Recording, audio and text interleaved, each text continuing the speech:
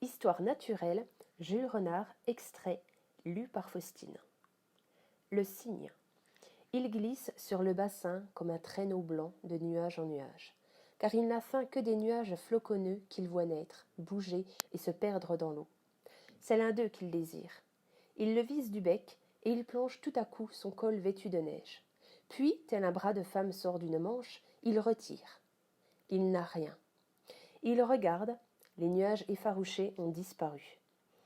Il ne reste qu'un instant désabusé, car les nuages tardent peu à revenir, et là-bas, où meurent les ondulations de l'eau, en voici un qui se reforme. Doucement, sur son léger coussin de plumes, le cygne rame et s'approche. Il s'épuise à pêcher de vains reflets, et peut-être qu'il mourra victime de cette illusion avant d'attraper un seul morceau de nuage. Mais qu'est-ce que je dis? Chaque fois qu'il plonge, il fouille du bec la vase nourrissante et ramène un verre. Il engraisse comme une oie. Le chat. Le mien ne mange pas les souris, il n'aime pas ça. Il n'en attrape que pour jouer avec.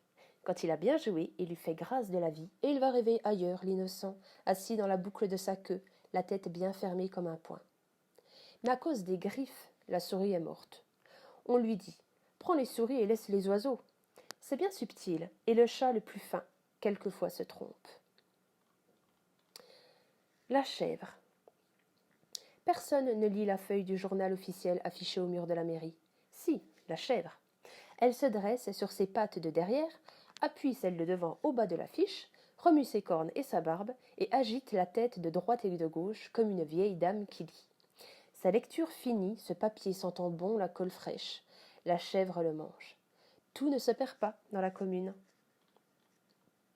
La souris. Comme à la clarté d'une lampe, je fais ma quotidienne page d'écriture, j'entends un léger bruit. Si je m'arrête, il cesse. Il recommence dès que je gratte le papier. C'est une souris qui s'éveille. Je devine ses va-et-vient au bord du trou obscur où notre servante met ses torchons et ses brosses. Elle saute par terre et trotte sur les carreaux de la cuisine.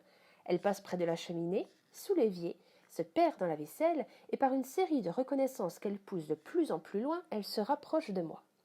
Chaque fois que je pose mon porte-plume, ce silence l'inquiète. Chaque fois que je m'en sers, elle croit peut-être qu'il y a une autre souris quelque part, et elle se rassure. Puis je ne la vois plus. Elle est sous ma table, dans mes jambes. Elle circule d'un pied de chaise à l'autre. Elle frôle mes sabots, en mordit le bois, ou hardiment la voilà dessus. Et il ne faut pas que je bouge la jambe, que je respire trop fort. Elle filerait. Mais il faut que je continue d'écrire, et de peur qu'elle ne m'abandonne à mon ennui de solitaire, j'écris des signes, des riens, petitement, menus, comme elle grignote.